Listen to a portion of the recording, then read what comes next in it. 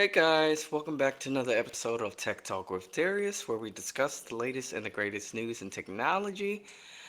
Today we're going to talk about artificial intelligence, but we're going to talk about humanoid robotics and how artificial intelligence is used in humanoid robotics.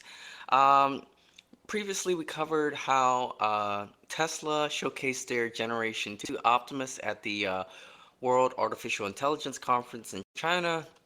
And at that same conference, China actually published the first laws for humanoid robotics. Some of these laws included safeguard of human dignity, not threatening human security, and a few other laws were created as well. This event not only showcased all the humanoid robotics from various manufacturers, but it was an opportunity for um, basically manufacturers and people from all around the world to collaborate. Now, with the artificial intelligence wave increasing, we see more applications of humanoid robotics.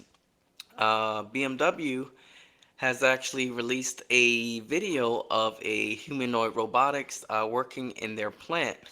A manufacturer or a company called Figure showcased their latest O2 humanoid robotics at a BMW plant in South Carolina. This robotic did a few basic tasks, nothing crazy, very simple, but what they're saying is this humanoid robot has a neural network which allows it to learn on the job, and it can perform various tasks and perfect those tasks.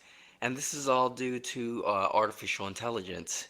So there's a wave of humanoid robotics coming on the scene. We also, in related news, we see Mercedes has actually signed an agreement with Apptronics to use their Apollo robot in their plants as well. So we see an insurgence of humanoid robotics coming on the scene.